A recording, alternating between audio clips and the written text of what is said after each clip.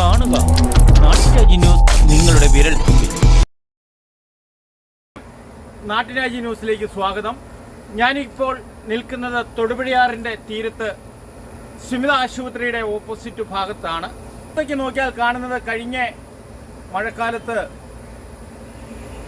ആശുപത്രിയുടെ സംരക്ഷണ ഭിത്തി ഇടിഞ്ഞു കിടക്കുന്നതാണ്. എന്തായാലും ഇത് കാണുമ്പോൾ നമുക്കാർക്കും വിഷമം ഉണ്ട്. ഇത് ഇടിഞ്ഞു പോയിട്ട് മാസങ്ങളായി എന്നാണ് തോന്നുന്നത്. മഴക്കാലം, പ്രളയം ഇതൊക്കെ സ്വാഭാവികമാണ്. എന്നാലും ഇത്രയും വലിയ ഒരു ആശുപത്രിയുടെ സംരക്ഷണ ഭിത്തി ഇടിയാവുന്ന രീതിയിലുള്ള പ്രളയം ഒന്നും ഈ പ്രാവശ്യം തൊടുപുഴയ്ക്ക് ഉണ്ടായിട്ടില്ല.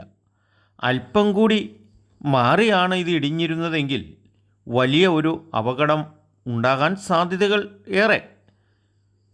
എന്നാലും ഇത്ര വലിയ ആശുപത്രി കെട്ടിടം നിർമ്മിക്കുമ്പോൾ അതിന് സംരക്ഷണം കിട്ടേണ്ട ഭിത്തികൾ ഇത്ര ലോലമായി കെട്ടിയാൽ മതിയായിരുന്നോ? ഇതിൻ്റെ DR കെട്ട് എന്നൊക്കെ ഇതുമായി ബന്ധപ്പെട്ട ഡിപ്പാർട്ട്മെൻറ്റുകളും അതിൻ്റെ എൻജിനീയർമാരും നിശ്ചയിക്കട്ടെ. പക്ഷേ നമ്മുടെ വിഷയം അതല്ല. ഇതിപ്പോൾ ഇങ്ങോട്ട് മാറി ഇടിഞ്ഞതുകൊണ്ട് സാരമില്ല. ഈ ഇടിച്ചിൽ ഇത് കെട്ടിരിക്കണ ഭാഗത്താണെങ്കിൽ ഇടിയണമെങ്കിൽ വരാനിരിക്കുന്ന അപകടവും ഭവിഷ്യത്തും നമുക്ക് പറഞ്ഞറിയിക്കാൻ പറ്റാത്ത രീതിയാണ്. കാരണം വെള്ളമാണ്, വെള്ളം പൊങ്ങി വരുമ്പോൾ ഇതെല്ലാം അടിച്ച് ഇടിഞ്ഞ ഭാഗങ്ങളെല്ലാം തള്ളി വരുമ്പം ആ കെട്ടിടം തന്നെ അവിടെ നിൽക്കുമെന്ന് സംശയമാണ്. എന്തായാലും വലിയ അപകടങ്ങളൊന്നും സംഭവിച്ചില്ല. സംഭവിച്ചത് സംഭവിച്ചു.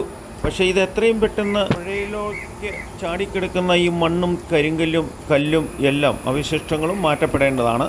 ഇത്രയും പ്രധാനപ്പെട്ട ഒരു കെട്ടിടത്തിൻ്റെ സംരക്ഷണ ഭിത്തി ഇടിഞ്ഞിട്ടും നാളിതുവരെയും ഇത് പുനർനിർമ്മിക്കാത്തതിലാണ് സംശയങ്ങൾ.